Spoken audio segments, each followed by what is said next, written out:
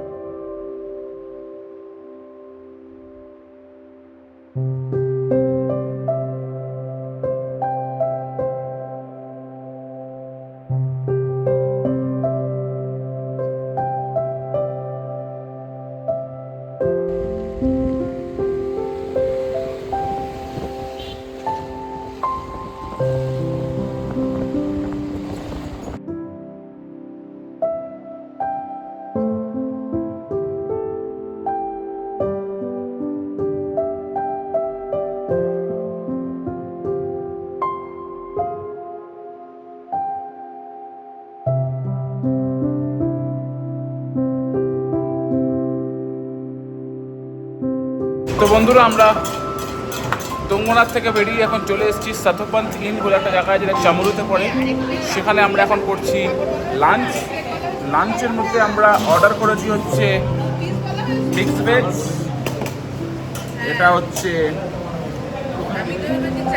পনির mushroom, পাঁপড় আমরা খেয়ে নিয়েছি অলরেডি, দেখানো যাবে না। আর এটা হচ্ছে ডাল। এই হচ্ছে ব্যাপার। আমরা এখন শুরু করছি on the honour of the birthday কালকে হ্যাপি বার্থডে জানিয়ে আমরা এখন আবার খাওয়া শুরু করেছি। হ্যাপি বার্থডে, খালি থ্যাংক ইউ বলছি। Happy birthday.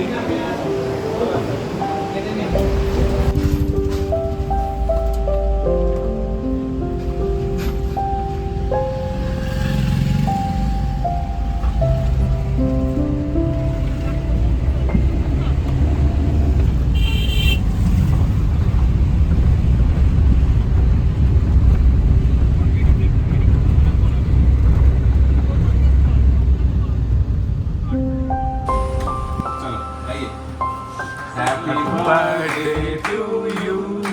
Happy birthday to you. Happy birthday, happy birthday, happy birthday to you.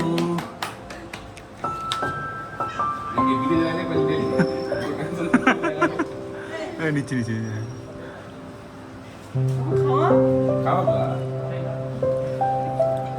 তুই খাচ্ছিস না, খেয়েই যাচ্ছিস। হ্যাঁ,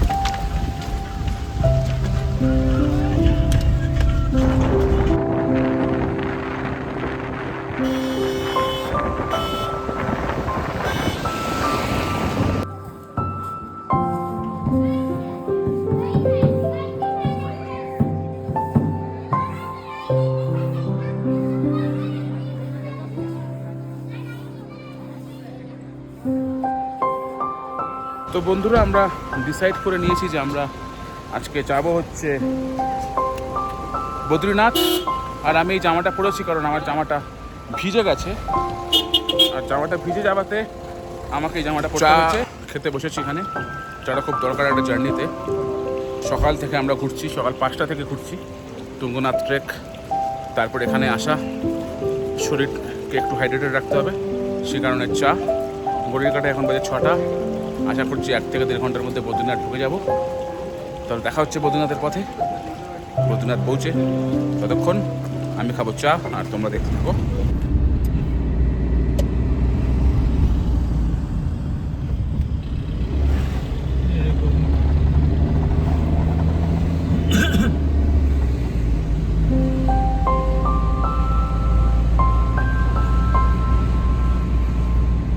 তো বন্ধুরা, ঘড়ির কাঁটায় বাজে এখন প্রায় 7:30, আর সারা দিন গাড়িতে ঘুরে আমরা এসে পৌঁছে গেছি বদ্রীনাথে। আমরা বদ্রীনাথে হোটেল নন্দা দেবী বলে একটা হোটেলে উঠেছি। আমি তোমাদেরকে হোটেলটা আর হোটেলের রুমটা দেখিয়ে দিচ্ছি। এই হচ্ছে হোটেলের রুম। এটা ডাবল বেডের, মানে 2টো ডাবল বেড আছে, একটা ইটা আর একটা ইটা। আমরা 4 জনে এই রুমটায় থাকবো। আর এই রুমটা সব থেকে ভালো বিষয় বের হচ্ছে, এখান থেকে পুরো মন্দিরের ভিউটা পাওয়া যাবে। একটু পরে আমি মন্দিরে যাব, সুন্দর মন্দিরের ভিউটা এখান থেকে পাওয়া যাবে। এই হচ্ছে মন্দির। মন্দিরে মানে এই সন্ধ্যেবেলাও দেখো কত ভিড় হয়েছে। আর এটা, আর সামনে অলকনন্দা নদীর আওয়াজ পাচ্ছ হয়তো তোমরা। একটু পরে যখন মন্দিরে যাব, আমাদেরকে মন্দিরটা সামনে থেকে দেখাচ্ছি।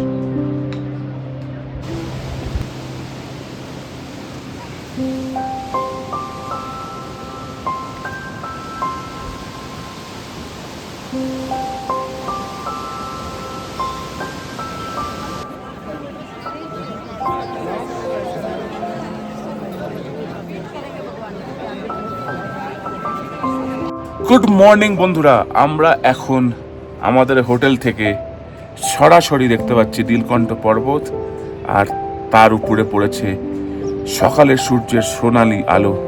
তোমাদেরকেও সেটা দেখাবো। আর ঠিক তার তলায় বদ্রীনাথ মন্দির, যেটা আমাদের হোটেল থেকে ডাইরেক্ট ভিউ আছে, যেটা কাল রাতে তোমাদেরকে দেখিয়েছিলাম। কাল রাতে তোমাদেরকে রাতের বেলার ভিউটাও দেখালাম।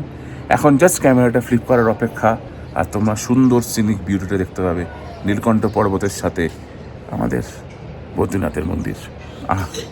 একবার চোখ খুলে দেখো, খুব ভালো লাগে। বদ্রীনাথ মন্দির, আর ঠিক তার উপরে নীলকণ্ঠ পর্বত, সোনালি আলো।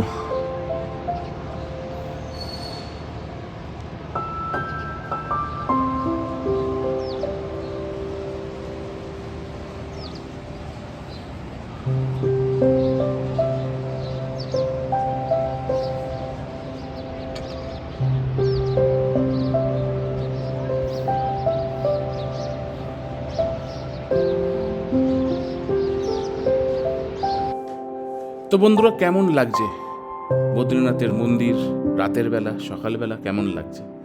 যেরকমটা তোমাদেরকে বললাম, কাল রাত্রি 7:30টার সময় আমরা বদ্রীনাথে পৌঁছেছি। আর সকালবেলা আমরা বদ্রীনাথে মন্দিরে পুজো দেওয়ার জন্যে সকালবেলা 7টা 7:30 নাগাদ আবার ঘুম থেকে উঠে মন্দিরের দিকে গেছি। কিন্তু শ্রেয়সীর গতকাল রাতে একটু শরীর খারাপ হওয়ার কারণে আমি আর শ্রেয়সী মানাগ্রামটা ঘুরতে যেতে পারিনি। কিন্তু আমি একটা ক্রিয়েটার হয়ে তোমাদেরকে কি করে মানাগ্রামটা না ঘুরিয়ে দেখাতে পারি? তাই আমার বন্ধু যে আমার সাথে গেছিল, সে আমার ক্যামেরা দিয়ে মানাগ্রামের পুরো চিত্রটা তোমাদের সামনে তুলে ধরছে। আর এই যে তোমরা তোমাদের মোবাইলের স্ক্রিনে বা টিভির স্ক্রিনে বা কম্পিউটারের স্ক্রিনে এখন যে জিনিসটা দেখতে পাচ্ছ, এটা কিন্তু সম্পূর্ণ ক্রেডিট আমার বন্ধুরই যায়। কৌশিক কিন্তু এখানে পুরোটা নিজের দায়িত্বে এই পুরো মানাগ্রামের ভিডিওটা তোমাদেরকে দেখাচ্ছে। কথা বলতে বলতেই এখন তোমরা তোমাদের স্ক্রিনে দেখতে পাচ্ছ মানাগ্রামে ঢোকার গেট। এখানে আমরা মানাগ্রামে যা যা দেখব তার মানে সিনপসিস হচ্ছে, আমরা এখানে সরস্বতী নদী দেখতে পাবো, গণেশ গুফা দেখতে পাবো, সরস্বতী গুফা দেখতে পাবো, সরস্বতীর মন্দির দেখতে পাবো, আরও ওয়াল পেন্টিংস দেখতে পাবো, যেগুলো মানাগ্রামকে আরও সুন্দর বানায়। তো যেহেতু আমি মানাগ্রাম যাইনি, তাই আমি বেশি কথা বলবো না, ব্যাকগ্রাউন্ডে একটা সুন্দর থটফুল মিউজিক লাগিয়ে দিচ্ছি, আর তোমরা চোখ জুড়ে মন ভরে মানাগ্রামে ভিডিওর উপলব্ধি নাও। যারা এখন অবধি বদ্রীনাথ যাওনি, তারা কিন্তু এই ভিডিও দেখার পরে একবার বদ্রীনাথ প্ল্যান করেই ফেলো। উত্তরাখণ্ডের কেদারনাথ, বদ্রীনাথ, যমুনোত্রী রেজিস্ট্রেশন কিন্তু স্টার্ট হয়ে গেছে। আশা করি তোমরা নিশ্চয়ই রেজিস্টার করছো। মানাগ্রামটা এতটাই সুন্দর যে মানাগ্রামের প্রত্যেকটা দেওয়াল, প্রত্যেকটা ইট, প্রত্যেকটা গাছ কিছু না কিছু গল্প বলে। তবে বন্ধুরা, মানাগ্রাম কিন্তু শুধুমাত্র হিন্দু মাইথোলজির জন্য ইম্পর্ট্যান্ট নয়। অনেক বছর আগে, অনেক কাল আগে মানাগ্রাম কিন্তু ইন্ডিয়া এবং তিবেটের মধ্যে ট্রেড রুট ছিল। ইন্ডিয়া এবং তিব্বত দুজনের মধ্যে ব্যবসা হতো, এই রাস্তা দিয়েই সেই ব্যবসা বাণিজ্য করা হতো। ব্যবসাটা বেসিক্যালি হতো খাদ্যর ব্যবসা, মানে গম, চাল, এইসব জিনিসের আদান প্রদান কিন্তু এই রুট দিয়েই হতো। আর আমার বলার কোনো প্রয়োজন নেই, আমরা সবাই জানি হিন্দু মাইথোলজিতে কি কতটা ইম্পর্টেন্ট এই মানাগ্রাম। এখন তোমরা যেটা দেখতে পাচ্ছ দূরে, যে নদীটা দেখতে পাচ্ছ, এটাই কিন্তু সরস্বতী নদী। আর এর উপরে যে ব্রিজটা আছে, হিন্দিতে ব্রিজকে পুল বলা হয়, যে ব্রিজটা আছে এটাই কিন্তু ভীমপুল। আর এখানে অনেক গুফা আছে, যেরকম ব্যাস গুফা, গণেশ গুফা। কথিত আছে যে মহাভারত যে রচনা করেছিলেন ব্যাসদেব, এই গুফাতে বসেই রচনা করেছিলেন। দেখো, আমি কিন্তু ভীমপুলটা জুম করছি, আর এখান থেকেই, এই পয়েন্ট থেকেই কিন্তু সরস্বতী নদী পাতালে চলে যায়। আর শুধুমাত্র ব্যাসদেবই মহাভারতকে লেখেননি, গণেশ ঠাকুরও মহাভারত লিখেছিলেন, আর উনিও এখানেই একটা গুফাতে বসে মহাভারত লিখেছিলেন। তো এরকম আমাদের মাইথোলজিতে এরকম লেখা আছে যে পাণ্ডবেরা যখন স্বর্গের দিকে হাঁটছিলেন, তখন কিন্তু এই রাস্তা দিয়েই ওনারা গেছেন। আর এই রাস্তা থেকে একটু যদি আমরা উপরে উঠি, তাহলে এখানে কিন্তু বসুধরা ফলস আছে। আর বসুধরার ফলসের একটা ইন্টারেস্টিং পার্ট হচ্ছে, ধরো তুমি বা কেউ বা কারা যারা লাইফে কখনো কোনো পাপ করে থাকে, কখনো কোনো মানুষকে কষ্ট দিয়ে থাকে, বসুধরা ওয়াটারফলের জল কিন্তু তার গায়ে পড়বে না। আর যদি তুমি কখনো কোনো মানুষকে কষ্ট না দিয়ে রাখো, কখনো কোনো মানুষকে, দেখো এটাই হচ্ছে স্বর্গারোহণ মার্গে, রাস্তা দিয়ে গেছিল। তো যেটা বলছিলাম, কখনো যদি তুমি কোনো মানুষকে কষ্ট না দিয়ে থাকো, কখনো যদি তুমি কোনো মানুষকে ঠকিয়ে না থাকো, তাহলে কিন্তু তোমার গায়ে বসুধরার জল পড়বে। এটা কিন্তু আমি বলছি না, এটা কিন্তু হিন্দু মাইথোলজি বলছে। সো আমার মনে হলো তোমাদেরকে এটা বলা উচিত, তাই বললাম। আর এই সামনে চলে এসলো এখন সরস্বতী গুফা, সরস্বতী মায়ের মন্দির বেসিক্যালি। গুফা তো এখানে সবগুলোই একটা না একটা গুফার মধ্যে আছে। তো এই হচ্ছে তোমাদের জন্য মানাগ্রাম। এখানে লতা মঙ্গেশকরেরও ছবি আছে, আর লতা মঙ্গেশকরের গলায় তো মা সরস্বতী বিরাজমান, ওনাকে আলাদা করে আর তোমাদেরকে কী বলবো। তো যাই হোক, আমি যতটা ইনফরমেশান জানতাম তোমাদের সাথে শেয়ার করলাম, আর আশা করি ইনফরমেশানটা তোমরা সবাই জানতে। আমি নতুন করে কিছু তোমাদেরকে ইনফরমেশান দিচ্ছি না, একটুখানি হিন্দু মাইথোলজি নিয়ে চর্চা করলে এই বিষয়গুলো জানা যায়। তাই আমি আমার কর্কশ গলা দিয়ে তোমাদেরকে আর বোর করবো না। সিমিলারলি একটা থটফুল মিউজিক চালিয়ে দিয়েছি পেছনে, এনজয়।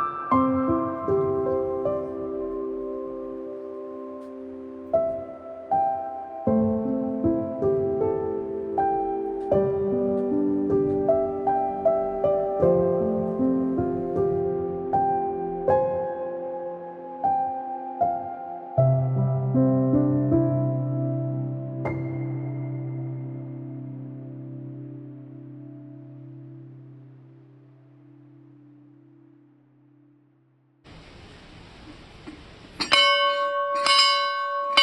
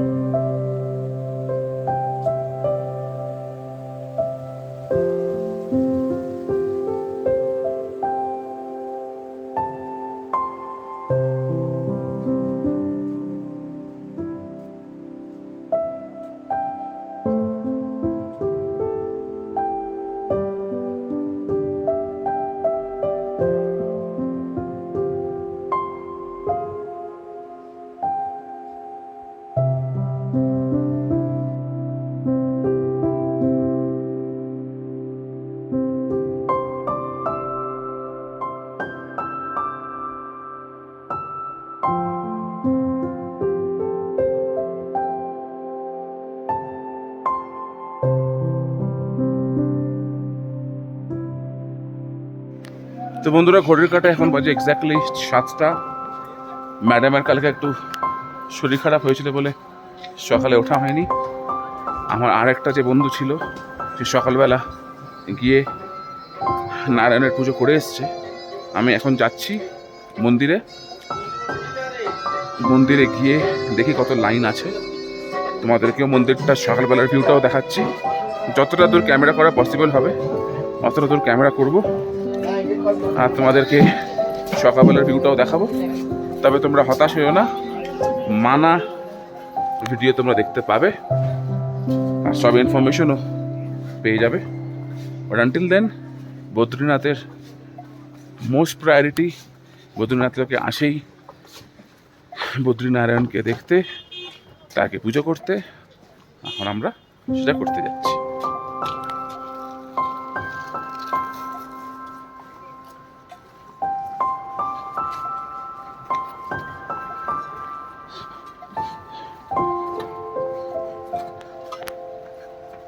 নীলকণ্ঠ পর্বত।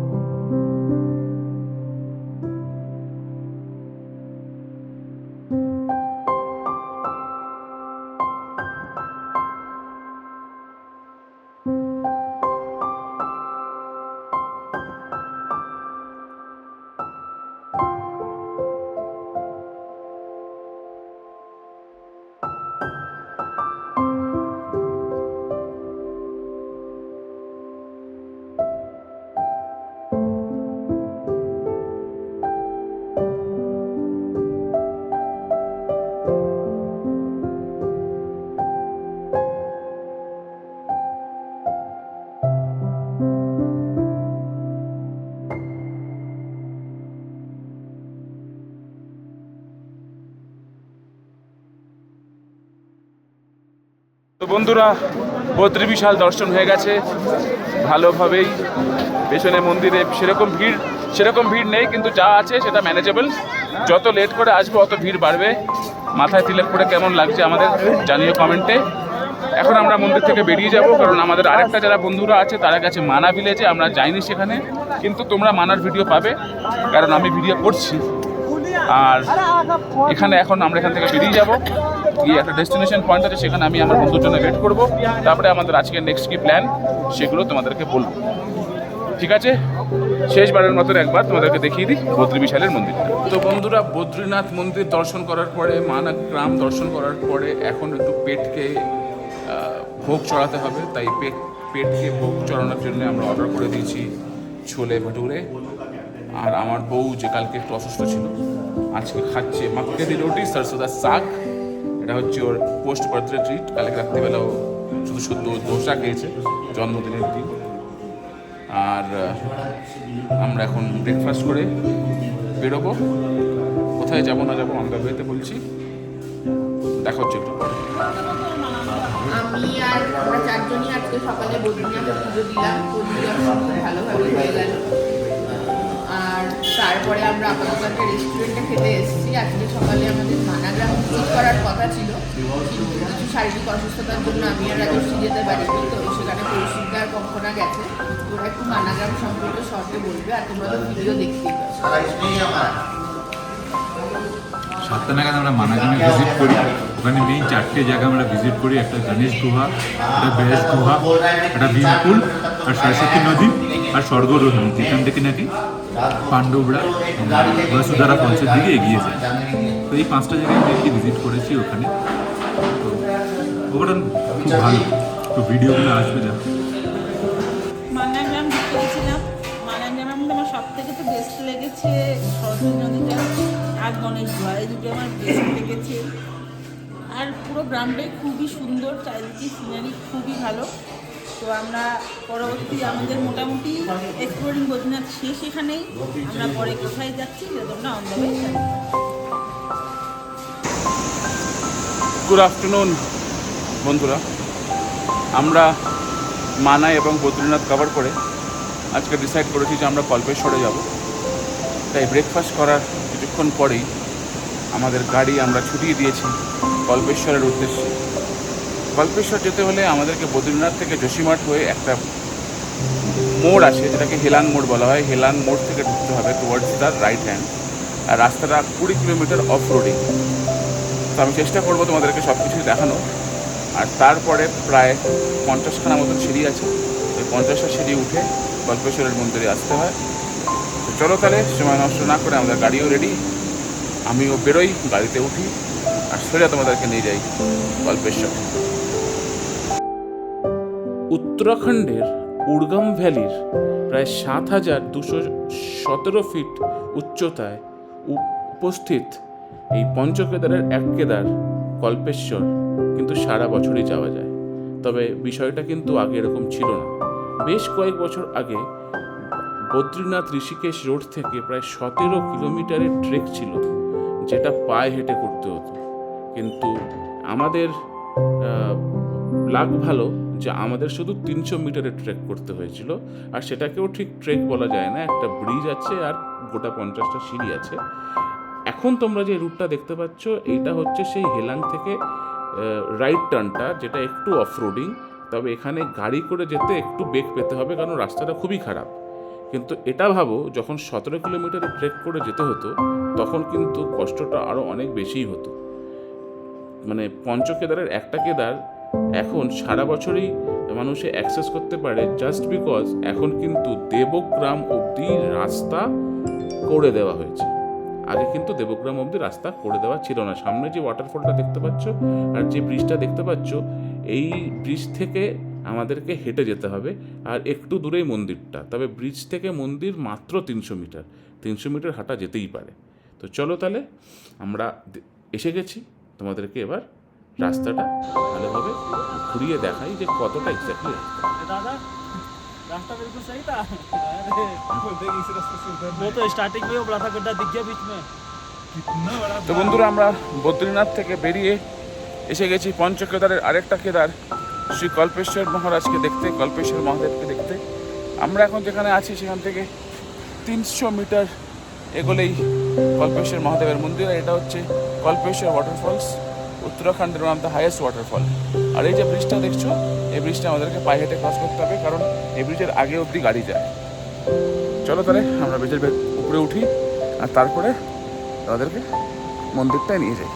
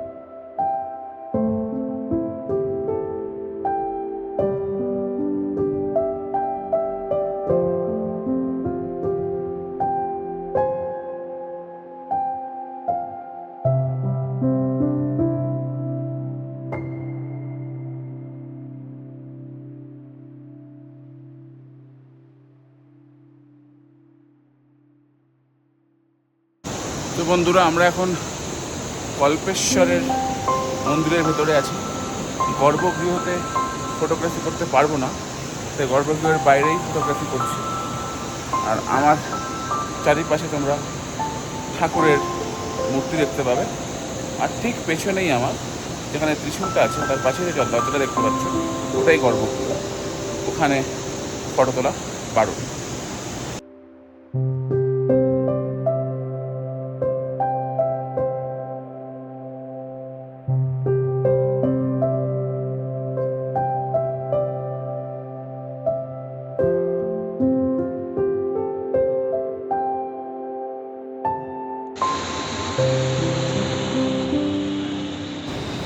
তো বন্ধুরা, আমরা এখন এসে গেছি একটা হোটেলে, সত্যপন্থ ইন। এই হোটেলটার নাম দেখতে পাচ্ছ, সত্যপন্থ ইন, যেটাতে অলরেডি আমরা কালকে লাঞ্চ করেছি। খাবার ভালো লেগেছে বলে আবার এসেছি। আর আমাদের ড্রাইভারেরও এখানে চেনা জানা আছে, সেই কারণেই আমরা আবার এখানে এসেছি। আমরা এখানে আসলাম কল্পেশ্বর করে। আমাদের আজকের জার্নি মোটামুটি শেষের দিকে চলে এসেছে। আজকে আমরা একটু তাড়াতাড়ি হোটেলে গিয়ে একটু রেস্ট নেবো। এখানে লাঞ্চ করছি। লাঞ্চ করে আমরা দেখি সামনে চামলি আছে, চামলিতে কোনো হোটেল নিয়ে থাকবো। তো যাই হোক, লাঞ্চটা দেখাচ্ছি না, কারণ সেম ওর লাঞ্চ, ভাত ডাল পনির দেখিয়ে আর তোমাদের কাছে কোনো লাভ নেই। সেই হচ্ছে ব্যাপার। চামলুতে গিয়ে হোটেলে দেখা হচ্ছে।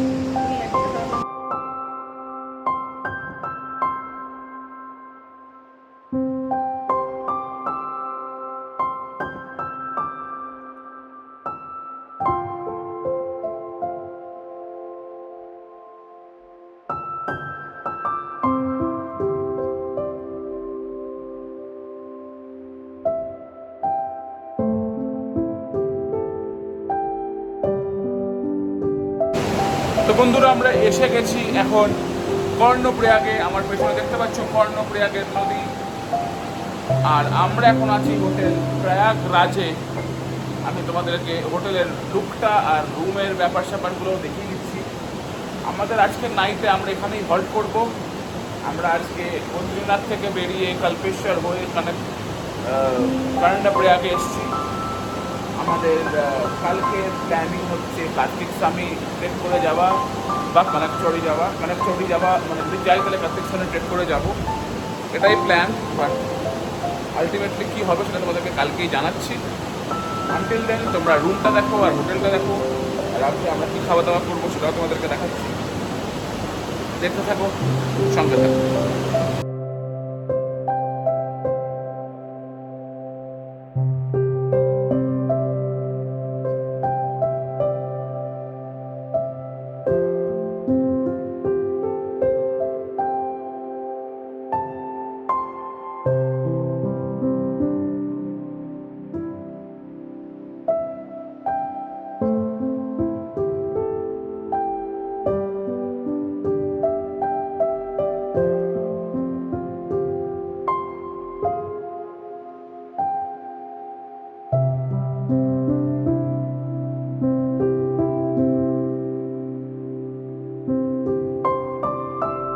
আমাদের মাস্টার শেফ রান্না করেছে পনির, আর সেটাও এখন ডিস্ট্রিবিউট করছে। আরেকজনের চোখ ঘুমে বন্ধ হয়ে আসছে, এখানেও তাই।